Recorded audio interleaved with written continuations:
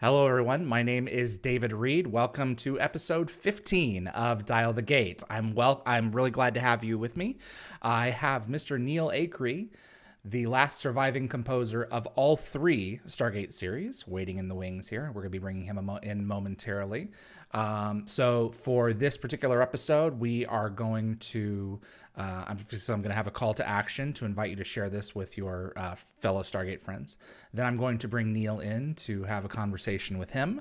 And then after I get through my questions, I'm going to read off yours. So we have moderators standing by in the YouTube live chat right now. I believe it is Keith and Ian this time around. Also, I want to thank Summer and Tracy and Jeremy for helping me out through this process, as well as Jennifer and Linda, the Gate Gabber, for my. You guys are my right hands for production assistance. So thank you all for that. Before we bring Neal in, if you like Stargate and you want to see more content like this on YouTube, it would mean a great deal if you click the like button. It really makes a difference with YouTube's algorithm and will definitely help the show grow its audience. And please also consider sharing this video with a Stargate friend. And if you want to get notified about future episodes, click that subscribe icon. Giving the bell icon a click will notify you the moment a new video drops, and you'll get my notifications of any last-minute guest changes. This is key if you plan on watching live. And clips from this live stream will be released over the course of the next several days on both the Dial the Gate and gateworld.net YouTube channels. With all of that information out of the way, I'm going to bring in my guest and the man of the hour, a personal friend of mine, Mr. Neal Acree. Hello, sir. Hello. How are you? I'm doing great. Thank you for having me. I'm so glad to be here. I am tremendously happy to have you on, and you have been a part of the DNA of the show from the very beginning. I wanted to have Stargate music at the core of the podcast series, and you made that happen. So thank you very much. My pleasure. It's my first time being on a show that I wrote the music for. So there you go. It's an extra treat there. So how are you? And what do you got going on? I'm good. Just been staying at home for a few months now, like a lot of us. And I have twin toddlers, and I work from home anyway, so I wasn't really going anywhere to begin with. But it's been it's been an interesting year in all respects, but it's been a good year.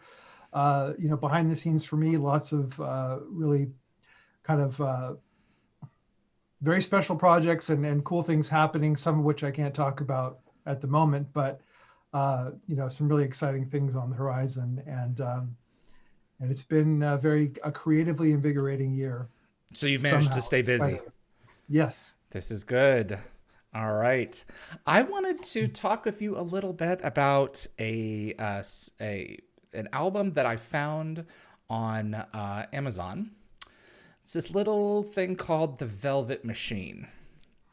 And it's eclectic. It's not, I didn't know what to expect. And I first put it on and I'm thinking, this is cool. This is techno. Mm-hmm. And then there's some cuts that are almost practically classic rock. And then you've got new age, kind of Enya kind of sounding. Where did this come from? The Velvet Machine, your album. Yeah. Well, about 14 years ago, I was just looking for a creative outlet to do something a little different than the kind of more cinematic stuff that I was known for, some more personal stuff. So I created a side project and started working on it, and got busy, and the career took up so much time that it wasn't until 14 years later that I was able to finally get it out there.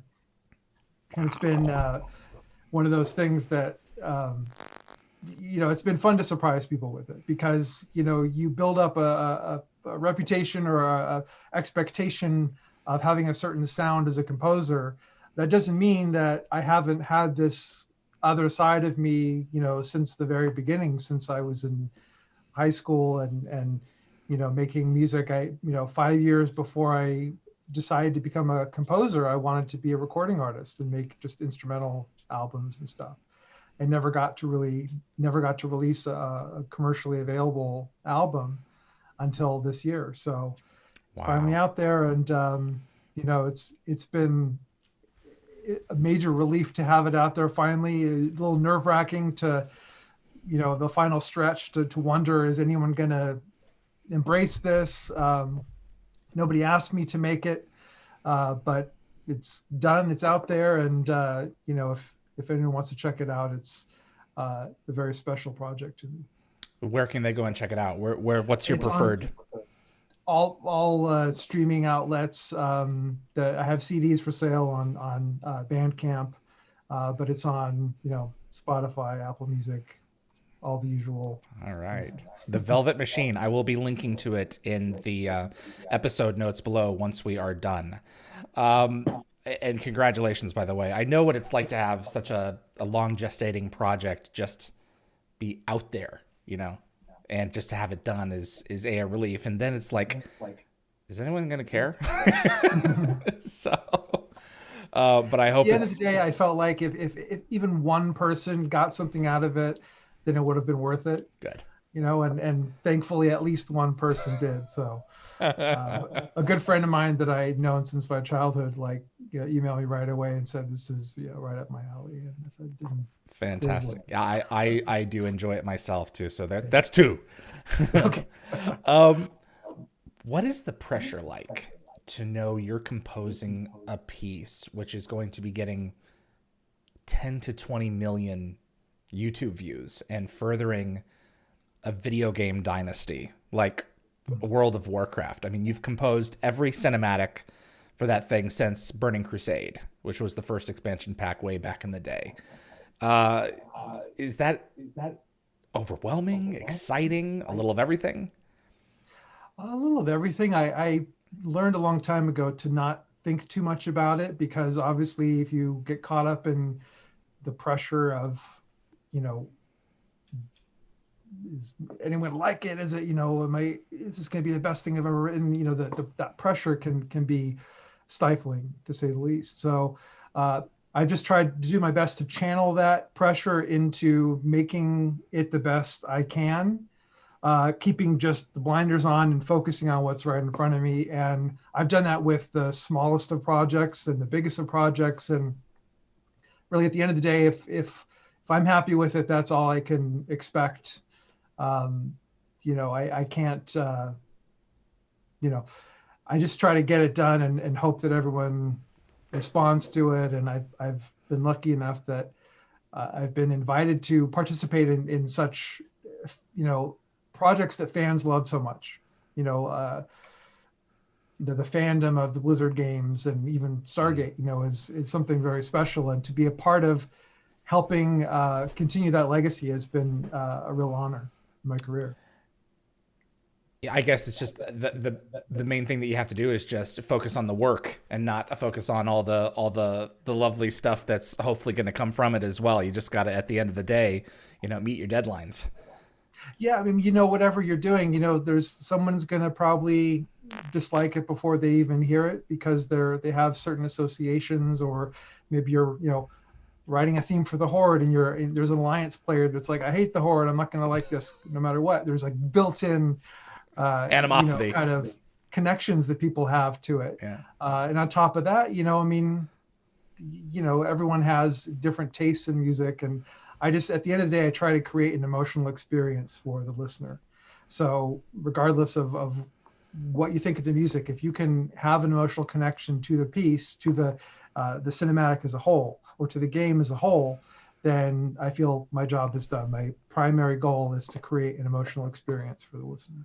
You have been lucky enough to fly around the world to conduct live a lot of your music on stage. What has it been like watching this rise in mainstream accessibility and just mainstream interest in video game music, and watching it take such a prominent role in concerts around the world? I mean, before COVID, these concert halls were selling out with celebrations of video game music.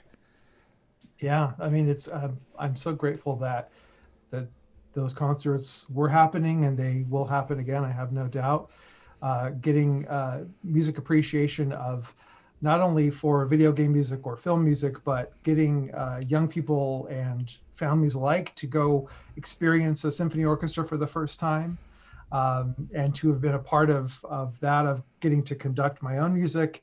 It's a dream come true, especially from starting out as a heavy metal guitar player when I was in high school, and never really, I always wanted to be in a rock star and heavy metal band, and never quite got there. And then to finally have the chance to be on stage in this completely different, way, especially to be, conducting an orchestra when my background is in rock like that. It's really just an incredible experience. Not to mention to truly feel at one with the music, to be connecting with all the players on the stage, and we're often synchronizing to something, a large video screen that has the music, synchronizing to the video, which is incredibly difficult to time it and have the orchestra playing along with it and everything. It's just like an immense rush, and I can't wait to get back to that, before too long. Neal, who are your heroes, both personally and those you've watched and listened to, who have influenced you? Great question. Yeah, I mean, I always say John Williams, because as a composer, not only is his music been a huge influence. I mean, you can't deny the Star Wars influence. No, I don't know what you're talking about. Bring me solo.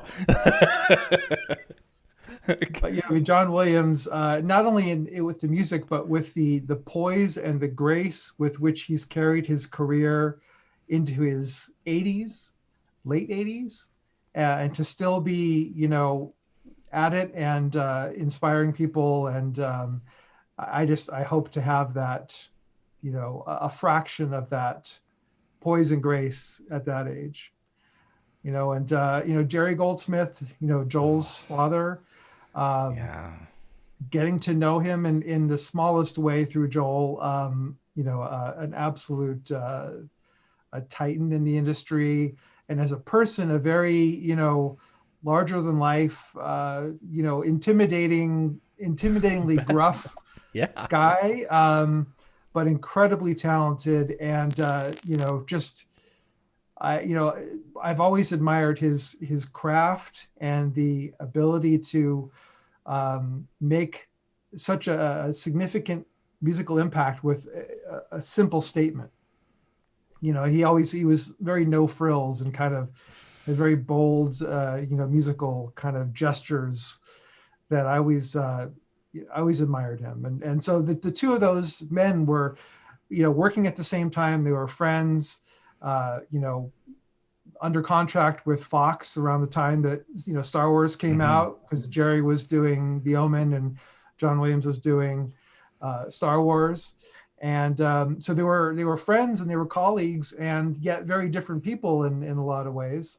But still, I to have been grown up with their music, and to get to work in the same industry that those giants made such an impact in, it's really been a continuing inspiration for me. There is a documentary that recently came out called Score. And anyone who's out there, I cannot recommend this film enough. And it mentioned in the bit that it talks about with Jerry, I don't even think it brings up his Star Trek work at all, which is an absolute shame. Yeah. But it brought up his work on Planet of the Apes. And I hadn't seen the film in years, and I went back and I watched the original Planet of the Apes just for the music. I was like, I want to see this thing just to listen to Jerry's score. And I'm watching this thing and I'm like, what is this guy thinking? It's so out there. I mean, he's throwing everything that he can think of to throw at that movie, and it's eclectic and it's all over the place, and it works. I mean, the guy was a sick genius. He had an enormous amount of his scores thrown out because they were just not right for the film in the mind of the filmmakers. But I always take that statistic as a, not something to strive for, but like the reason is that he took so many chances. Yeah. The fact that the Planet of the Apes score is basically, a percussion player is hitting kitchen bowls and stuff like that. I mean, it's crazy, but it's so, it was groundbreaking at the time, and it still is, all these years later. So for somebody to take chances like that, and he's one of the first, maybe the first person to use synthesizers and That's right. Film scores with the Star Trek movie, and before even that, It's amazing how far we've come in such a short period of time in terms of film music. When you look back at the decades that have passed, there hasn't been that much time that has passed, and yet this is an industry that has evolved its sound so much. Mm-hmm. Tell us about the 14-year-old Neal connecting with music like Def Leppard and then Stravinsky and taking up guitar. Your dad had a bunch of instruments around the house and started putting them away when you were around 14. Is that right? Yeah. Tell He always, everyone that story.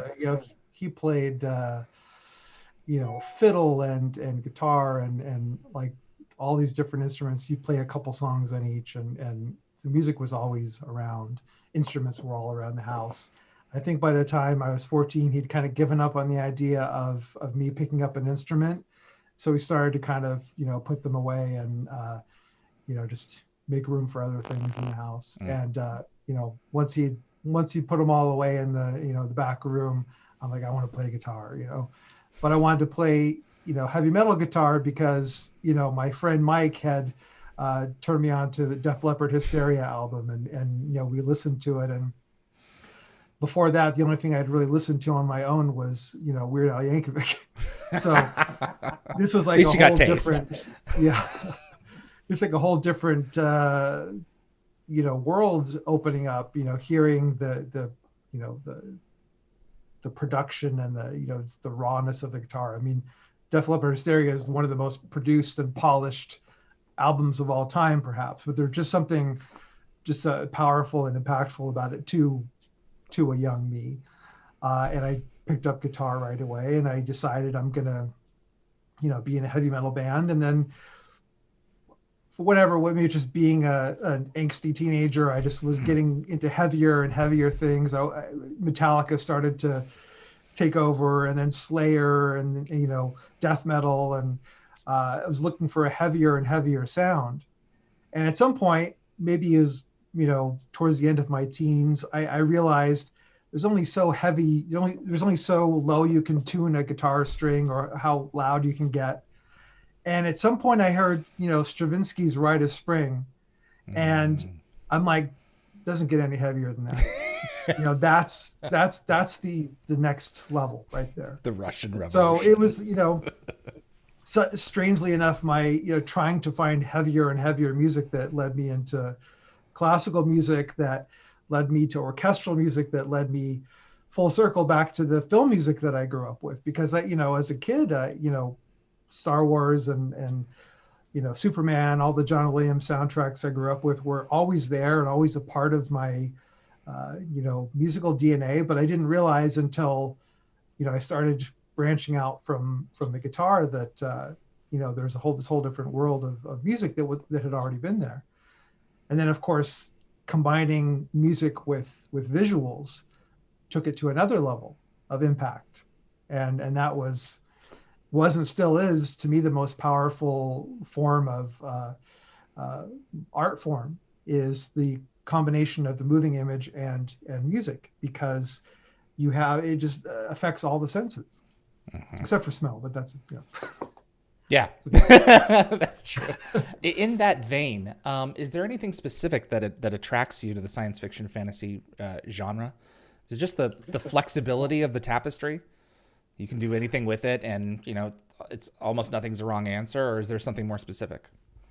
I think the language of sci-fi music is something that has always I've always enjoyed the fact that a lot of sci-fi scores are really just bold and sweeping and thematic. Same with fantasy.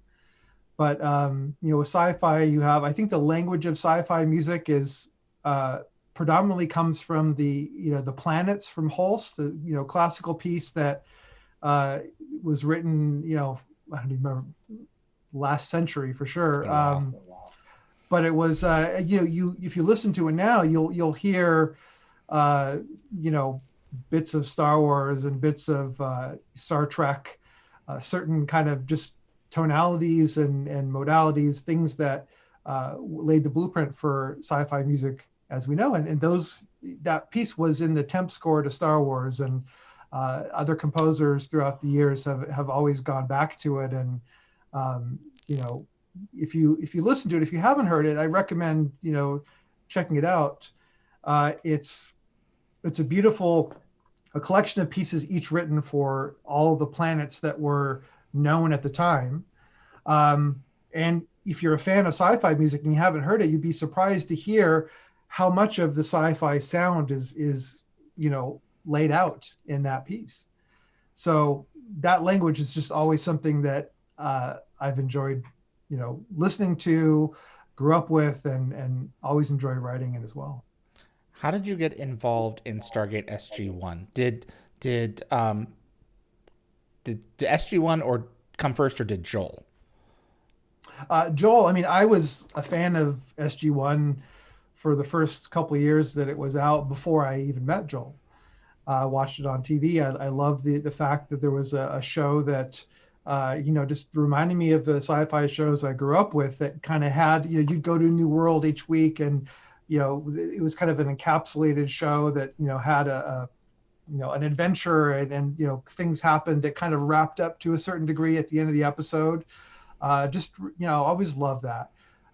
So I was a fan of the show. And at the time I was doing cartage, of all things, which is this job where you set up musical equipment at studios or deliver kind of a moving job of sorts. But I was at the beginning of my career and needed a job, and seemed like this would be fun, get to see recording sessions and stuff like that. And I had no idea that the first day on the job I was going to meet James Horner, and the next day I was going to meet Jerry Goldsmith. And for the next year or so that I did it, I got to be a fly on the wall on the Titanic sessions. And oh my God, you never told me this. A bunch of Jerry Goldsmith sessions, and pretty much every major composer that was working at the time. Somehow it might have been just delivering a stand-up bass, or like walking through the studio with I'll mop the floor.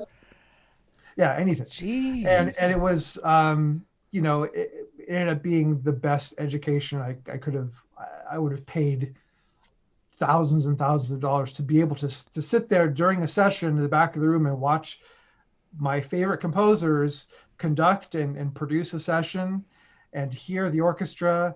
And one time Thomas Newman even asked me to hit an A on the piano to tune the orchestra.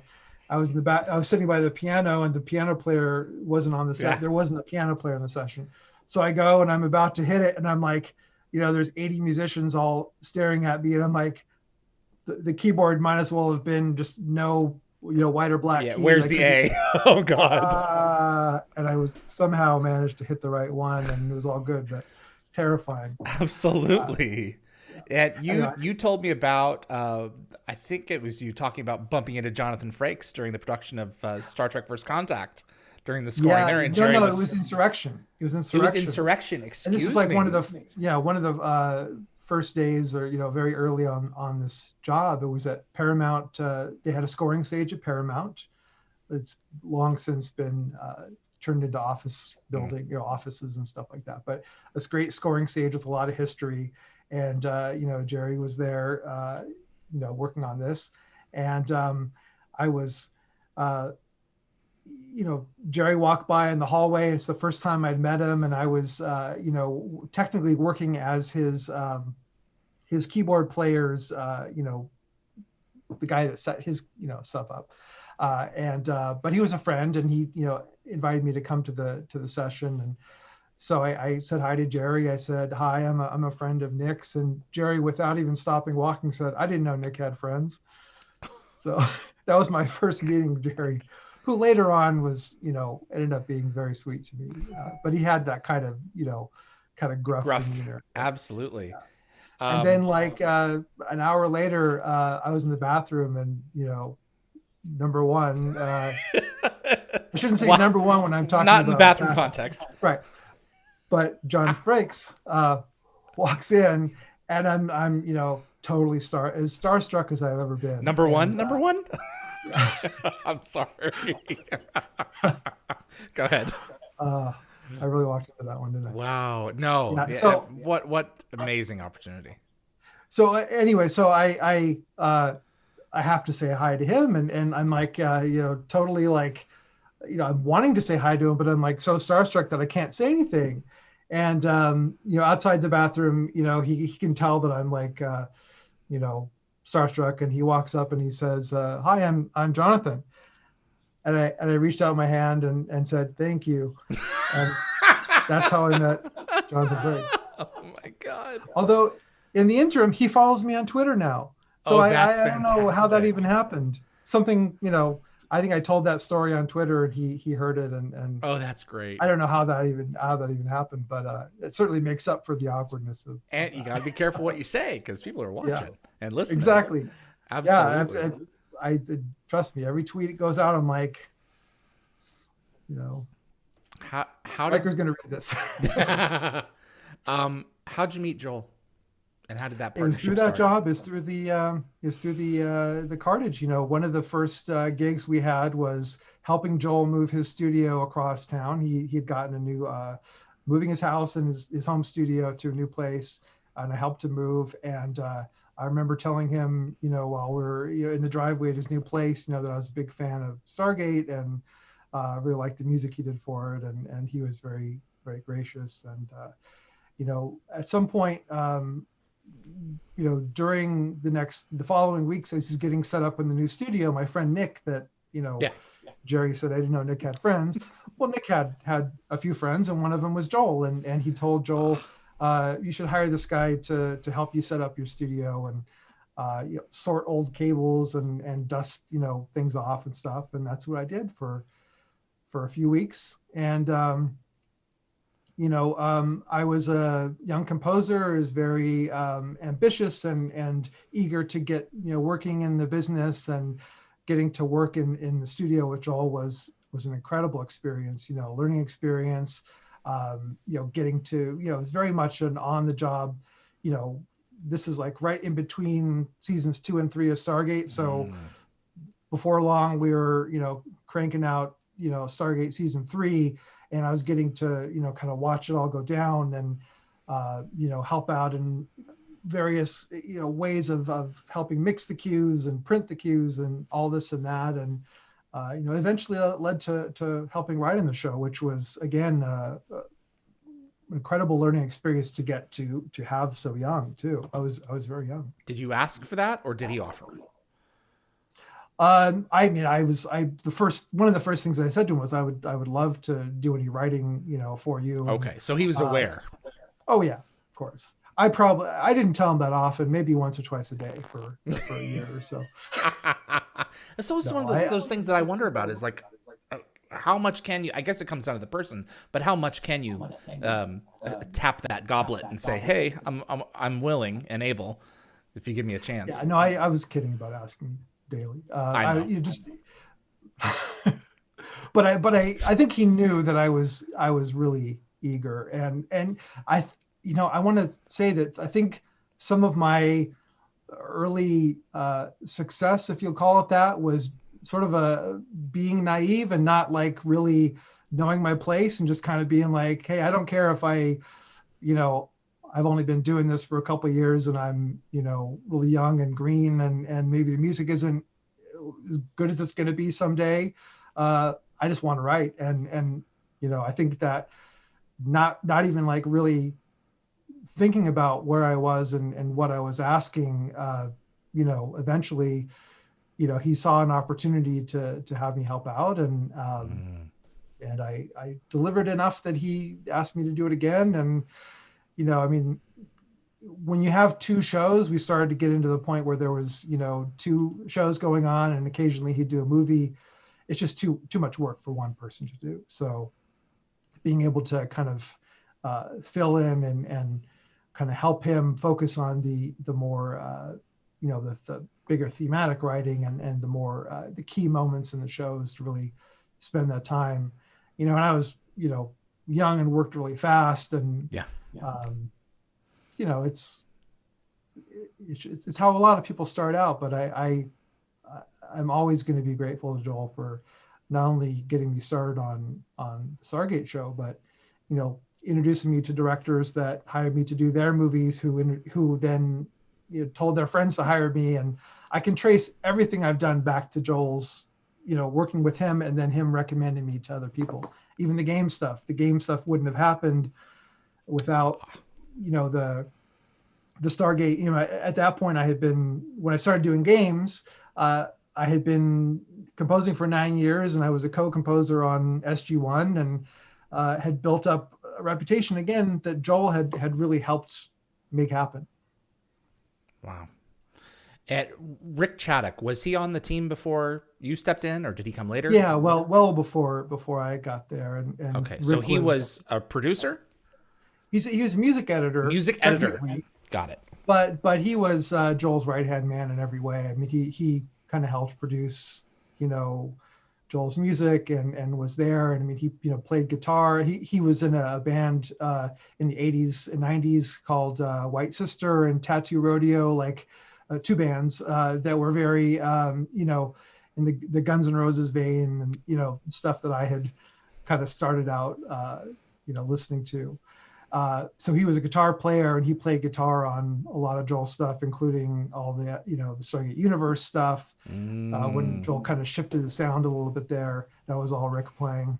Oh, I did not know that. Yeah, because there's more kind of home front, like almost like a Western edge in some respects to a lot of the SGU music. That's Rick. Yep. I'll be darned. Yep. And Call the Conqueror, I think, was a sort of semi-obscure Kevin Sorbo movie that Joel had done, but it was like one of his basically a combination of orchestra and heavy metal guitar, and different. A lot of people do that now, but at the time it was kind of a different thing, and that's also Rick playing. Got it.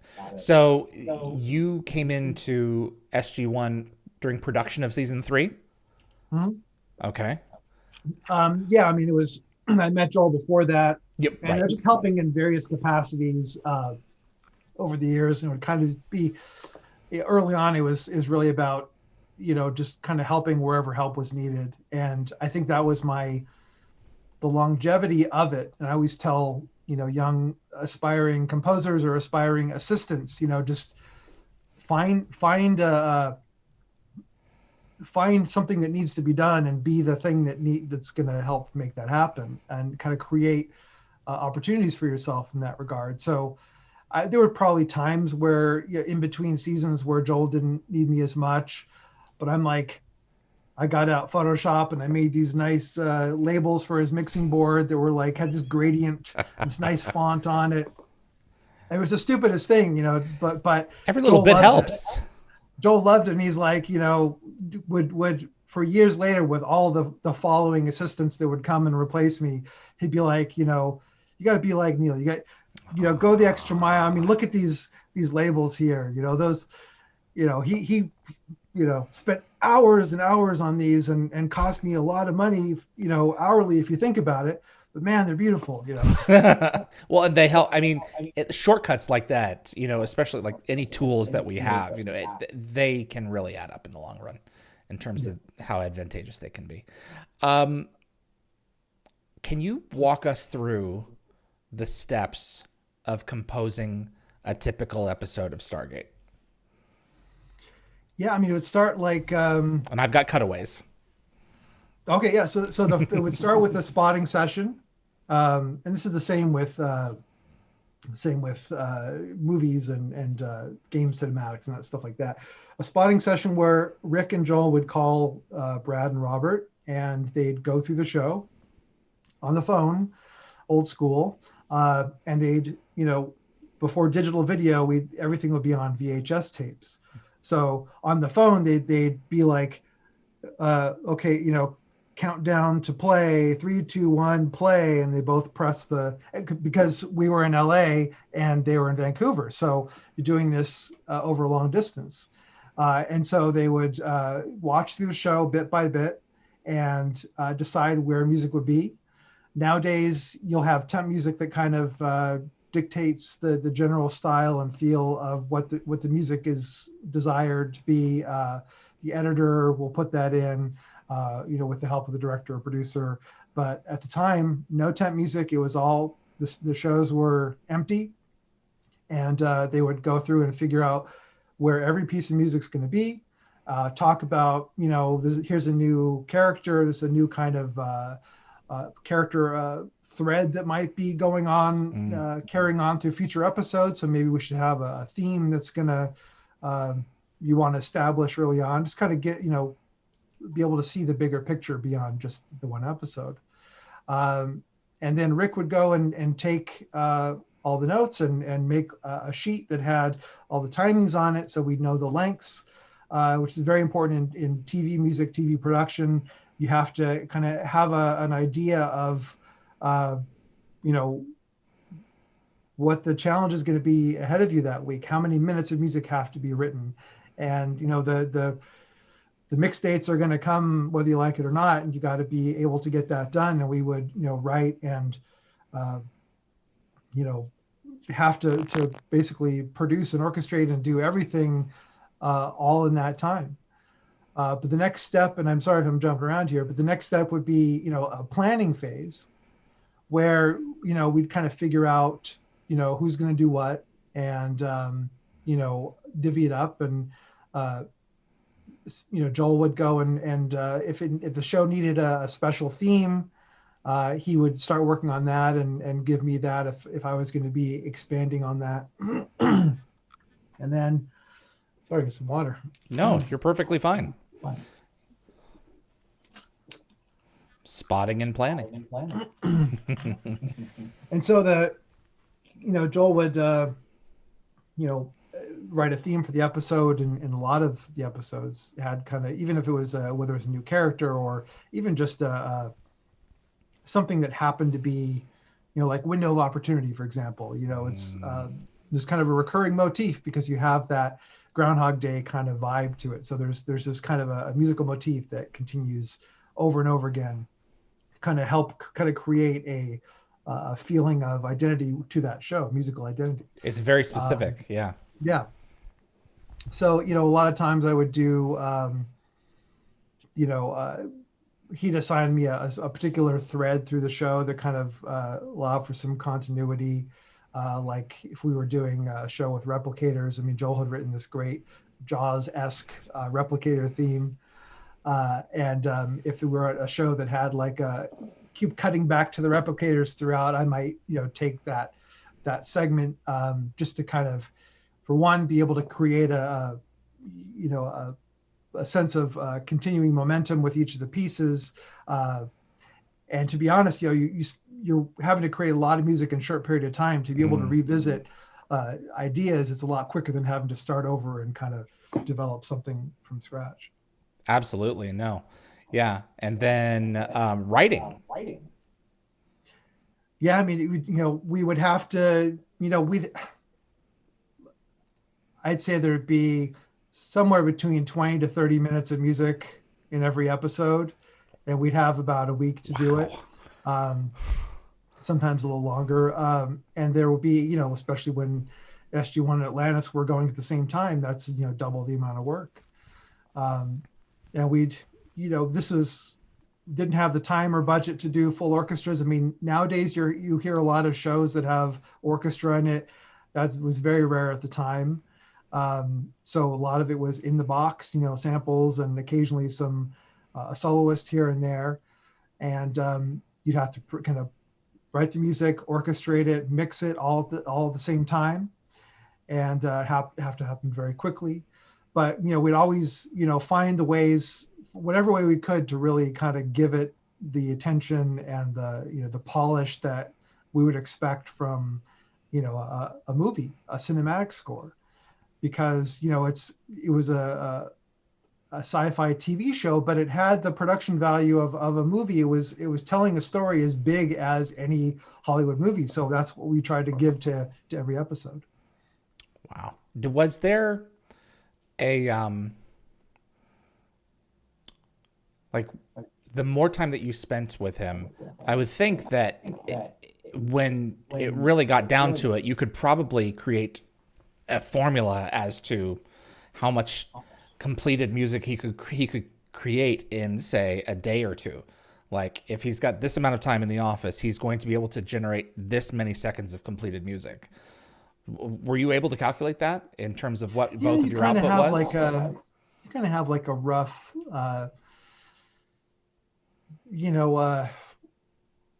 best case scenario kind of thing, worst case scenario. Like we'd hope to only have to do about, a couple minutes a day. Those were the nice days, you get to really spend a lot of time. And then, sometimes you'd have to do 8 minutes a day. And that's, those are challenging days. Sometimes you're up for 3 days at a time. Sometimes, it was rough, but it was exciting, and maybe I'm romanticizing it all these years later, but there was kind of an adventure to it, just every day there'd be a new challenge. And, sure. And I miss Joel so much, just part of it was the camaraderie of knowing that, I might be working all night, but, so was Joel on the other side of town. And, we'd call each other up. And one time he sent his friend Gary over with a video camera, because it's before FaceTime calls. There was, Zoom calls. He sent because Joel's very curious and just kind of had this sense of humor that was unlike anyone I've seen. Sends his friend Gary over at 2 a.m. with a video camera to film me working, and then report back and show him, because he just wanted to see what it looked like while I was working, because he was just maybe looking for a distraction in the midst of really intense deadline. Tight deadline. That's the kind of thing he would do. Oh, God, whatever to keep it moving, man. Yeah. Step 4: printing and delivery. Yeah, every episode, at the end we would, starting out was digital tapes. A DA88 tape was an 8-track digital tape that had timecode synchronization. You could synchronize it with the videotape that we were working on. And this sounds so ancient now, because now we had digital video and digital audio and everything. It's so simple. But we'd have an 8-track tape, and we would print. We were mixing in 5/1. So that would be 6 tracks. So we'd have 2 DA88 tapes. If anytime there was a cue that overlapped with another one, we'd have a second tape that was the B-roll.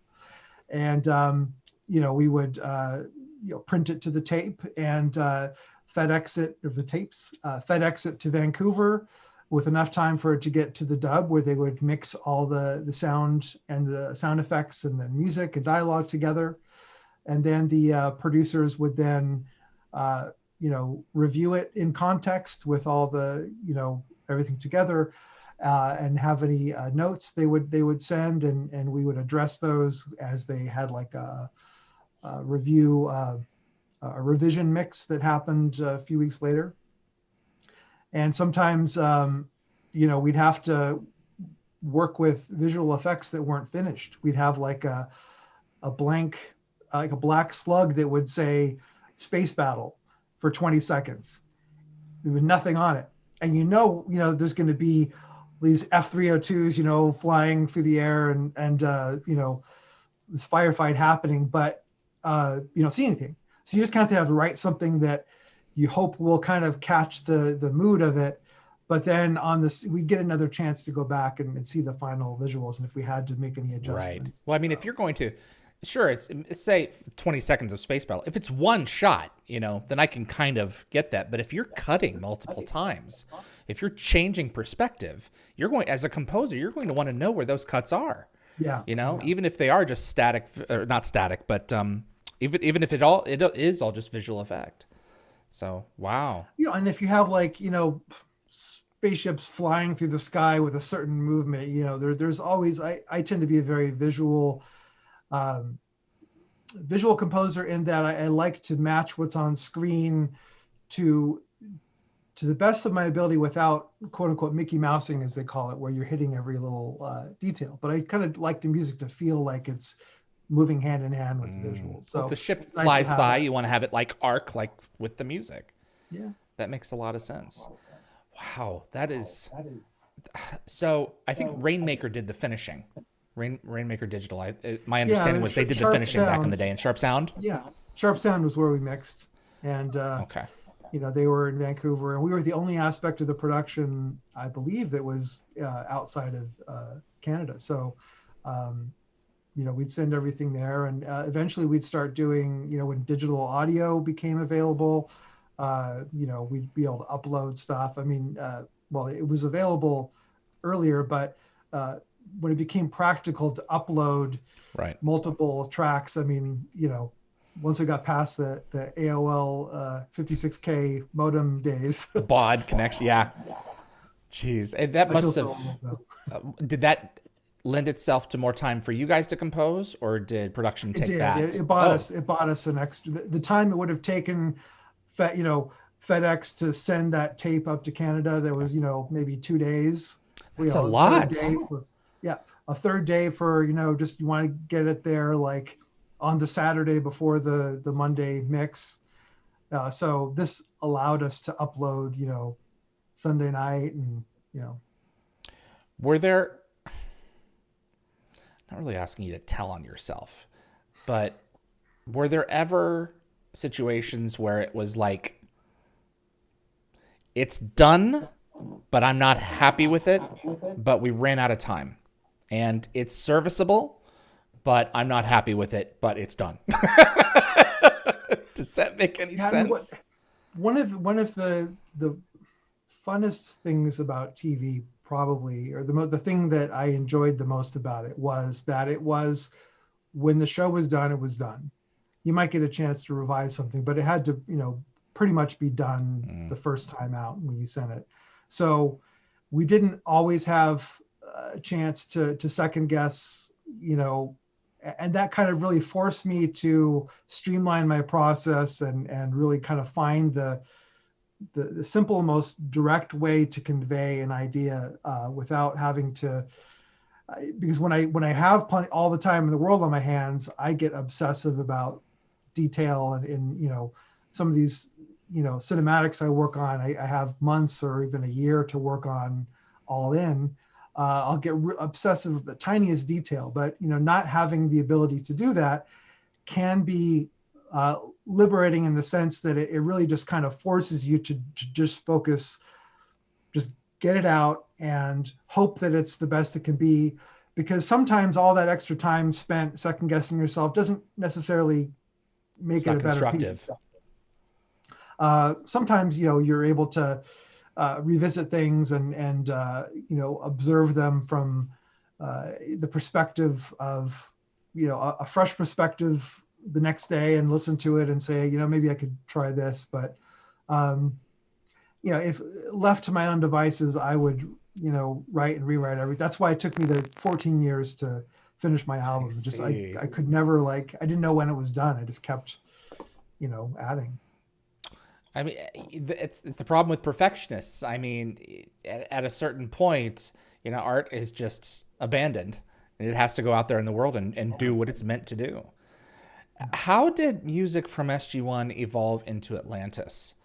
I mean, I know that there's a lot of, if you listen to the music in Lost City, the theme of Atlantis is in there.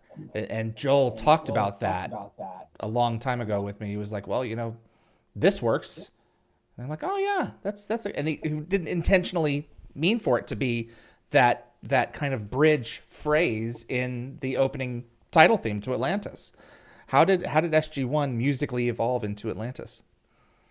I mean, that was the Ancients theme that, was story-wise, it was a continuing arc that, uh, evolved into a new series. So musically, it made sense to do. Uh, what what I loved about Atlantis was I personally I love the Stargate theme and themes that David Arnold wrote. I love the Mm-hmm. movie. I love the music. It was, when the movie came out, it was my favorite score, and it still is really just a beautiful, It's a beautiful sweeping score. sci-fi score. It's really one of my favorites. And to have gotten to work on a series that was based on that movie and to get to play with those themes was a lot of fun. Uh, but it was great once we got to Atlantis that it was time for this is a new location, a new thematic opportunity. And so Joel wrote this beautiful new theme for it, and also had these little kind of, all of his themes had elements to them that would then be kind of split out and become elements for the Wraith had like a little motif, and even in the theme there. So it was a chance. It was a fresh new start to kind of develop a new palette of themes, and Joel did some really beautiful stuff for that. SG1 is very it has a very Indiana Jones kind of feel to it. It's very adventure oriented, and obviously, his gold themes. He jumped off a lot of what David Arnold created in the feature film. The cool thing about Atlantis was it was both more of an action show, but it had a maritime quality to it as well. So it was very. It had a lot of. It felt like a very seafaring type of theme, especially that main theme, and I think it won him an Emmy nomination, if I'm not mistaken. Two Emmy nominations, one for Two the of them. theme, and then one for the I think Grace Under Pressure, an episodic nomination. That's right. That's right. And I think the only reason he didn't win the theme one is that Danny Elfman was nominated for Desperate Housewives, and just nothing against that. No, he's a but great composer. That was the thing at the time, and but in terms of the actual quality of the work, I think, and I'm glad they recognized him again with the episodic nomination. Absolutely. We spoke a little bit about this earlier, but in what ways was Universe an outgrowth of both of the shows that came before? Well, musically it was very different, in my opinion, and that was just the aesthetic was kind of exploring something new, and Joel really, I had very little involvement in Universe because Joel really hunkered down and said, I'm going to do something, really, really special and personal. And he disappeared for, weeks, months. And I'd go, and I was kind of, starting my game career at the time and getting busy, but I wouldn't see him as often. And I remember coming over and seeing Rick tracking, on the opening episode, and such a cool sound that show had. And I'm glad that I got to contribute to it a little bit along the way, but it was really Joel's show in every respect. The music in SGU is my favorite of the music that he did. It, not to say that he wasn't amazing when he was starting, but there was a, for want of a better word, maturity level to the sound of SGU that was just so invigorating. It's the music. SGU is my favorite of the three, and in very many respects, the music is my favorite part of SGU.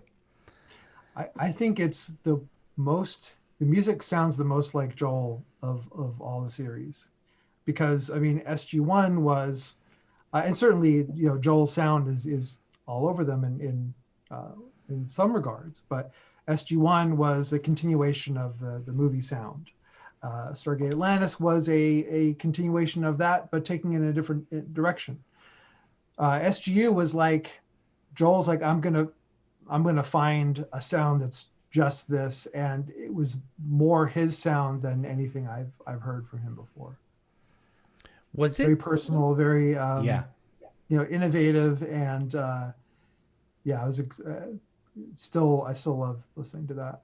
Are there any specific motifs from Stargate that you are very fond of? I love the Atlantis theme, and I love the rising cue from the pilot that when Atlantis rises. One of the best pieces of film music, let alone TV music, that I've ever heard. And then I got to kind of do a deconstruction of that when Atlantis submerged again and First Strike. First Strike. So it was kind of fun taking that, deconstructing what Joel had done, kind of did it, in reverse in a way. So that was probably, and Joel worked on that theme a lot. He had on his website all the, iterations he had done, different versions, and kind of he had shared that with the permission of, Brad and Robert, just to kind of show how a TV theme can evolve and what goes into it, and it took the idea and kind of simplified it from the original form. I wish that was still, his website's long gone, but I wish that information was still out there, because it was really fascinating to kind of see how that was, developed over time. And the end result, I think, is one of the best TV themes ever written. One of my favorite pieces of what you did, and certainly the First Strike piece is up there, but I love your callback to the Asgard in The Lost Tribe, where you take the Asgard theme and then you twist it inside out and say, this is not the Asgard, this is the Vanir, or evil Asgard, or whatever you want to call them. And it's a 2-minute cue, but I get tingles just thinking about it. Seriously. It says these beings, they look like our friends, but they aren't. And I just love how you took his theme and turned it inside out in 2 minutes. Yeah, that's what I love about collaboration, is the idea that you can write something and have somebody else take it in a completely different direction and hear it in a way that you never could have yourself. And getting to work with Joel's themes in that way was always, it was an education, and it was also it was just so much fun. It really was. Have you seen Thor Ragnarok? I have not. It's been on my queue for too long. So there is a scene where I don't know if you've heard, but the phrase, the Asgard Stargate Asgard phrase is hidden in the music. Oh, cool. Yeah, it's a great nod. It can't be anything else. It's clearly it. Was it difficult creating music that was in the vein of Joel, but wasn't directly just replicating his content when you were working alongside him? Or was the intent more or less copy my sound and move forward from there? Well, I mean, we tried to make a unified sound. Nobody wants to make a show sound like it's coming from multiple sources, right. Especially when there are multiple writers. But it was, I learned from Joel a lot of, I obviously had my own style and approach even going in, but I learned a lot from him about simplifying ideas and, as I said, kind of creating the most direct way to convey an emotional idea through a simple sound or a simple melody. So I think, working with him kind of helped me.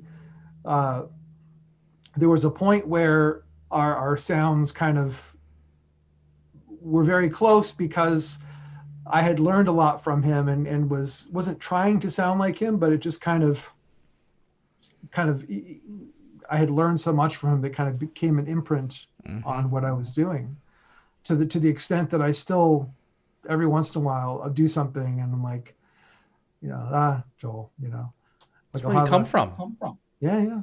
Be doing a drum solo in the middle of a cue, would be like, Joel. Used to joke about how, sometimes you'd have these really hard cues you're working on, and you spend like weeks trying to find the right thing. And sometimes you get to do a drum solo. The whole cue is just drums. And those are the gifts we get to make up for all the hard ones we do. We lost Joel 2013, was it? Yeah. Yeah, and I think Rick Chaddock wasn't a year later, I don't think. It was just... And it was about fall of 2013, both in the same year. I met Rick once, and I talked with Joel a few times, got to talk to them a few times, and met him at least once, and I think about him all the time. And there's just certain losses, as he was a hero of mine, that you just don't get over. It just doesn't digest. And any particular standout memories with Joel over the years? Well, Joel was like a second father to me, in a lot of ways. So it was more than just losing a musical hero of mine. It was, losing like a family member. Not like it was losing a family member. So he was, I remember calling him. I call him all the time whenever I had like just a challenge or something in my life that was, I didn't know how to, overcome or just needed some advice. And he had done everything, gone through everything that I had, struggled with. So he had an answer for everything. And sometimes it would be, a humorous thing. Like I was scoring a Jean-Claude Van Damme movie, and I called him just to, say, hey, I'm doing a Van Damme movie. And he's like, yeah, everyone's got to do it at some point.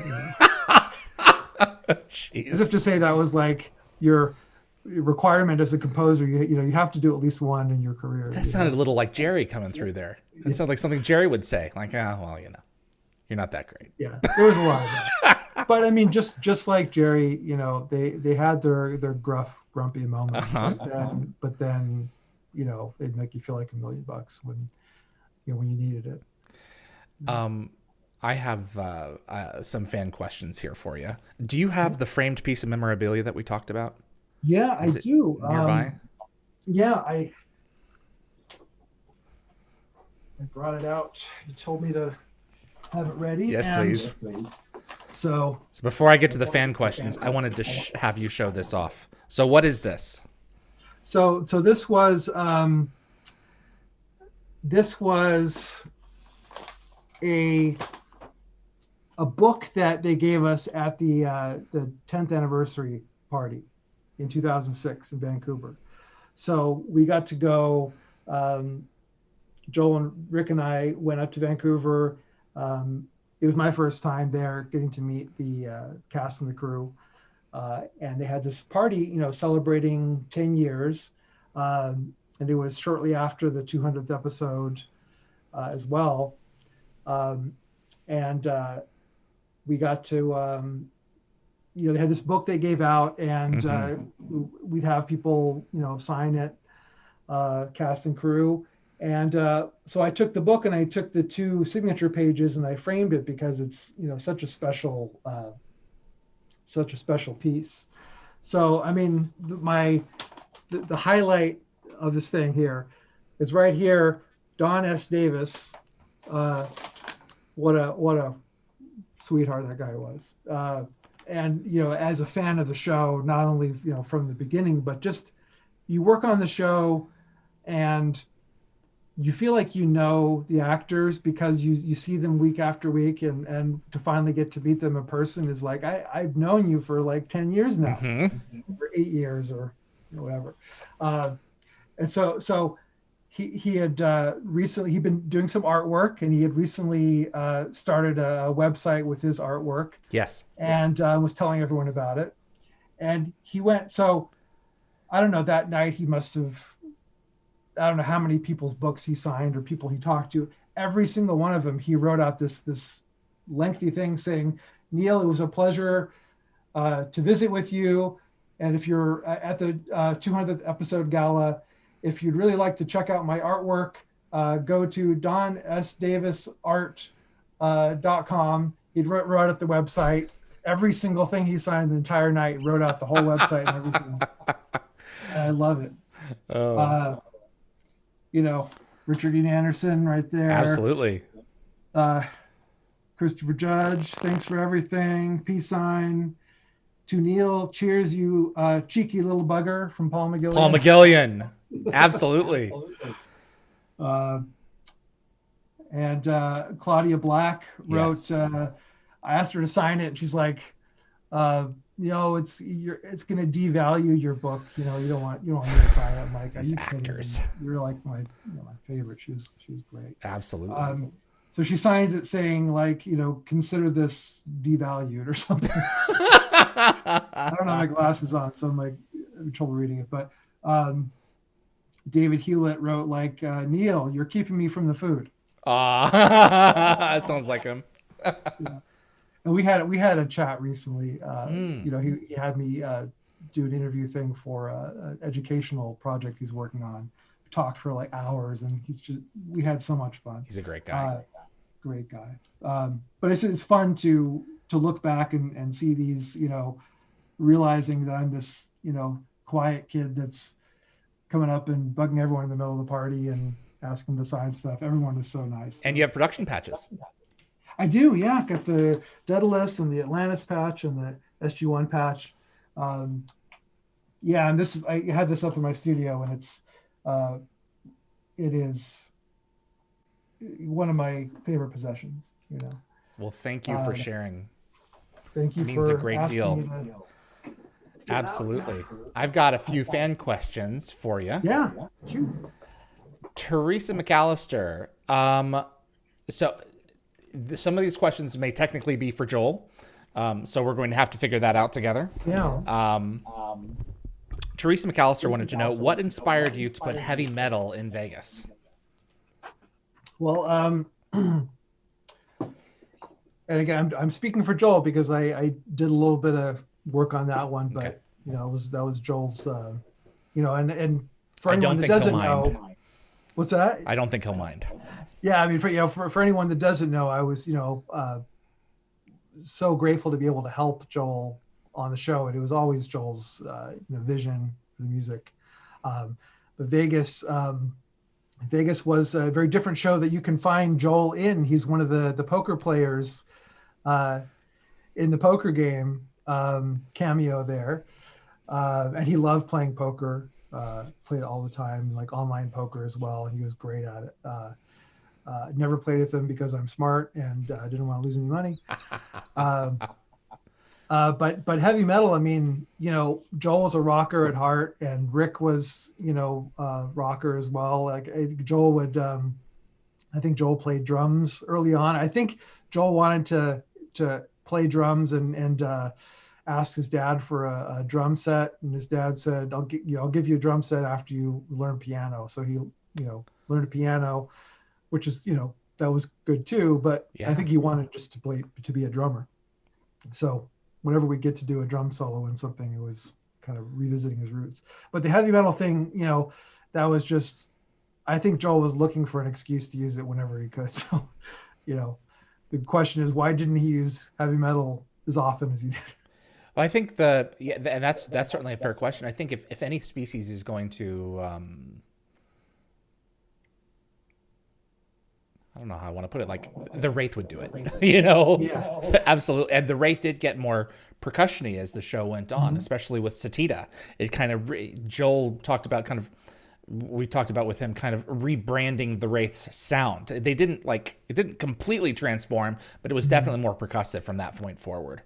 Yeah. So, and yeah, and Vegas kind of takes that further. John 42, will there be a remastered complete soundtrack to all Stargate at some point, similar to these huge box sets like The Hobbit and the Lord of the Rings have done? I certainly hope so, but as the composer is usually the last person to have any say in things like this, especially with rights being owned by studios or having been sold here and there, and I'm just speaking in general. Mm-hmm. But especially with Joel being gone as well, it's not like he's around to be able to oversee and push that kind of thing through. So it's doubly difficult for things like that to happen. I know there's desire on a lot of people's parts to do stuff like that. It's just, even the library of music, while it exists in different places, it's, again, you're dealing with situation where the composer and the music editor that manage that library are both gone, and I know. I honestly where are don't, they? yeah, So I don't even know where all of the masters are and who owns them, and who would have the desire and the ability to push something like that through. And it is an investment in money to do that kind of thing, because I mean, soundtrack sales, CD sales are not what they used to be. it's true. They were never great, and they're certainly less so now. So you'd have to find someone that really believed in the project. And I'm not saying I don't. I'm just not the person that has any control in that kind of situation. Okay. So Joel had an estate, right? Would it be something that I should potentially look into pursuing? Because the next question here, the Fred, do you have the audio track of Gauntlet's ending, the most beautiful piece of soundtrack we've ever heard?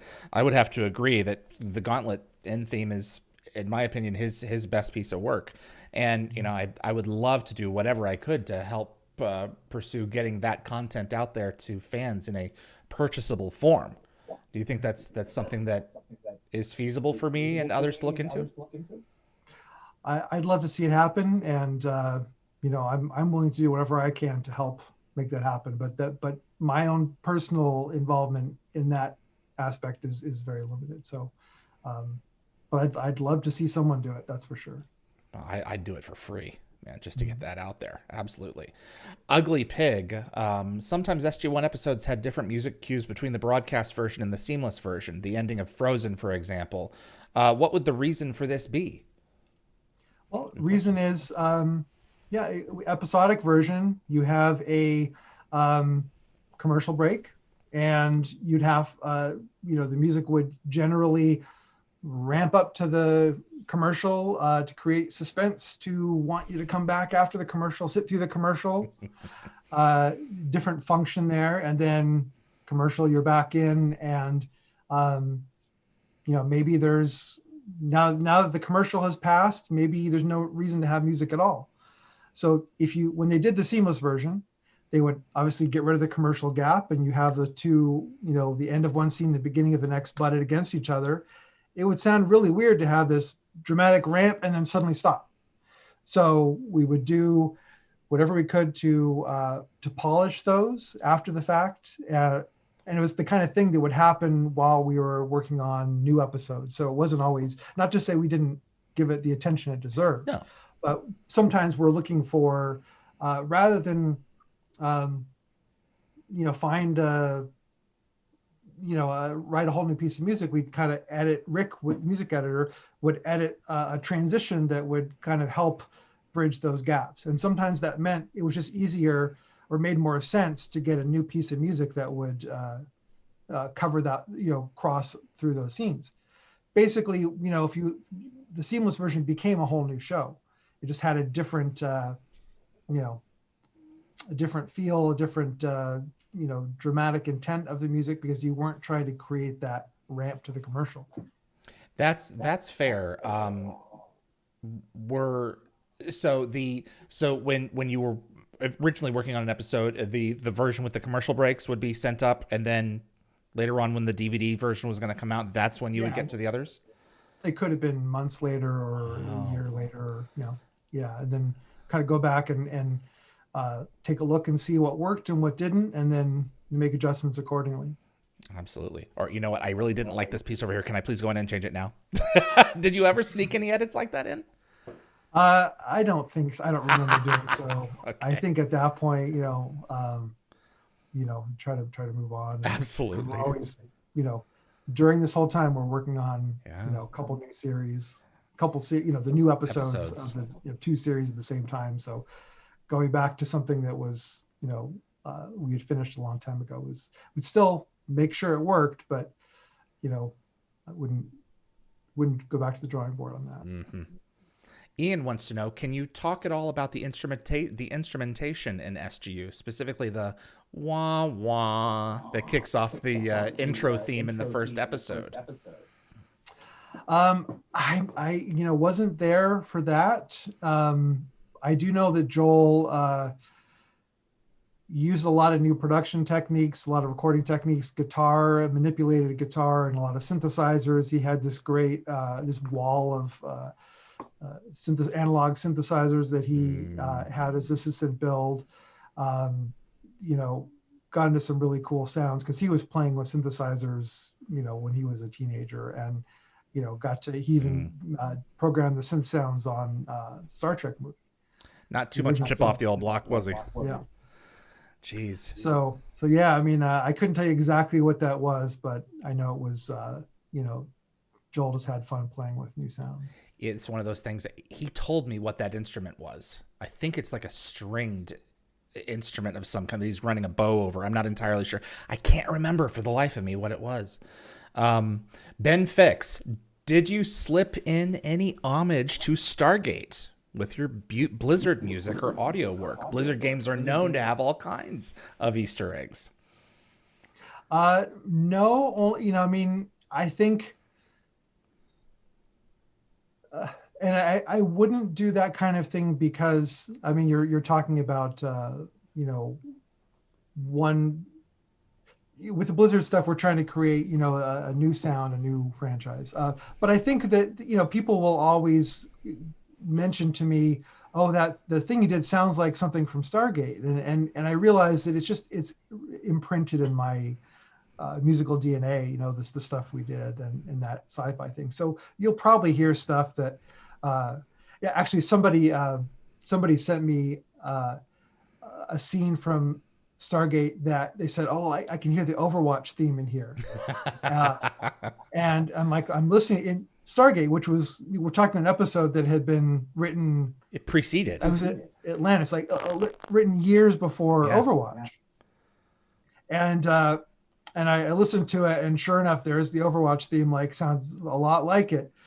And I pointed out a couple things. One, the Overwatch theme you're referring to is not the one that I wrote. And this, so you can't blame me. And this was written years before. So Stargate didn't copy Overwatch. With the musical language, the film music language, there are always just certain things that we kind of identify as being a heroic motif or something. Phrases, is going to remind people of things, and it's not intentional. But for anyone to think that I'm paying tribute to Stargate I don't take that as a bad thing. I think that my love for the show and the years I spent on it are always something that I carried with me. Yeah. So I think the point is that any kind of deliberate, any kind of audio transfer is more or less unintentional, right? Yeah, and I couldn't legally do that if I wanted to, because if you have something that's identifiable enough that's legally owned by another company, then I could get sued for that, and it's not worth it. So it's not my intention to do that. Absolutely. So, but also, human beings were built to decipher codes from chaos. So it's easy for us to hear things that, this sounds a lot like it. And there's only so many kinds of phrases that are out there, and music evolves over time. And so from decade to decade, a lot of things sound very similar because we're all jumping off one another as we learn stuff.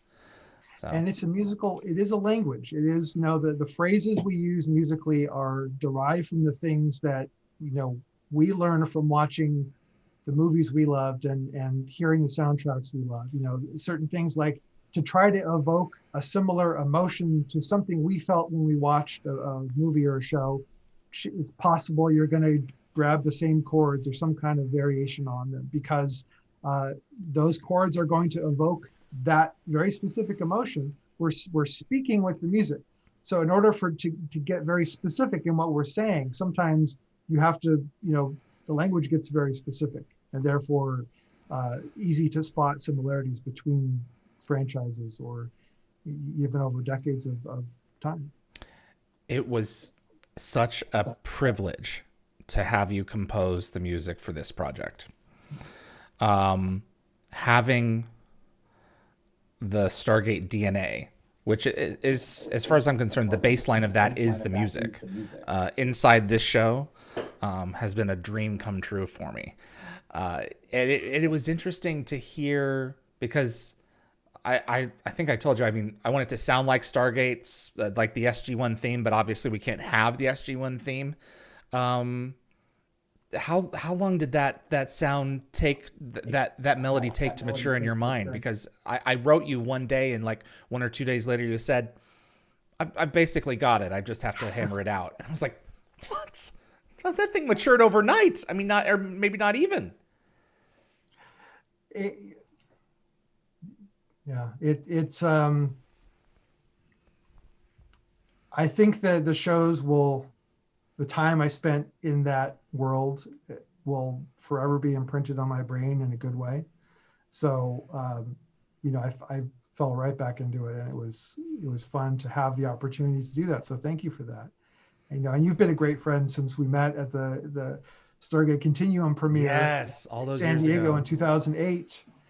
So when you asked me to write something for you, not the kind of thing I normally do, but I just didn't hesitate in this case. It meant the world to me, and it's I love listening to it 3 or 4 times every weekend. So it means so much to me that you did it, and it means so much to me that you came on and gave us so much of your time this weekend to talk with fans. If there is going to be an SG4, a fourth Stargate series, would you be on board to compose for it? Oh, of course. Yeah, I mean, I wish Joel was still here and Joel would be able to take the reins on something like that. But the opportunity to dive back into that universe would be really a incredible homecoming, and I hope the opportunity might arise. Fantastic. I hope so too, my friend. I thank you again for taking the time to talk with us, and you know what? I'd love to have you back on in the future, and just thank you so much for everything. It's been such a treat to have you. Thank you. It's been a treat to be here. So I'll give you a ring in a little bit, buddy, but I'm gonna go ahead and wrap up the show. Sounds good. Thanks, Neal. I appreciate your time. Thank you. You be well. Neal Acree, everyone. Composer of Stargate SG-1, Stargate Atlantis, and Stargate Universe, and a ton of other projects. You need to check out this guy's IMDb. He is prolific. And I definitely recommend his album, The Velvet Machine, which I will be linking below, the Amazon link. The MP3 album and audio CD are both available on Amazon. I think there's a streaming version as well if you have Amazon Music Unlimited. Check it out. It's really cool. That's all that I have pretty much for you. Before I do let you go here, if you like what you've seen in this episode, I would appreciate it if you'd click the like button. It really makes a difference with YouTube's algorithm and will definitely help the show grow its audience. And please also consider sharing this video with a Stargate friend or a music fan. And if you want to get notified about future episodes, click the subscribe icon. If you plan to watch live, I recommend giving the bell icon a click so you'll be the first to know of any schedule changes, which could happen all the time. And keep in mind, clips from this live stream will be released over the course of the next several days on the both Dialed the Gate and GateWorld.net YouTube channels. I really appreciate you sticking around. I want to thank our moderators, Summer, Ian, Tracy, Keith, Jeremy. You guys are fantastic. Big thanks to my production assistants, Jennifer and Linda, the Gate Gabber. Tomorrow, we have another 2 sessions for you at 1 p.m. Pacific time. Miss Terrell Rothery will be joining us, Dr. Janet Frazier herself. And then at 3 p.m. Pacific time, Mr. Darren Sumner, founder, owner, managing editor, GateWorld.net, will be joining me for a round of Stargate trivia. 20 questions. Darren, I am coming for you. That's all I have for you today, folks. I really appreciate you sticking around for the show this weekend, and it means a great deal to me that our audience is continuing to grow. I think if we haven't cracked it yet, we are about to crack it. 5,000, about to crack 5,000 subscribers. We're 14 away. So if you enjoy the show, please consider subscribing. My name is David Reed for Dial the Gates.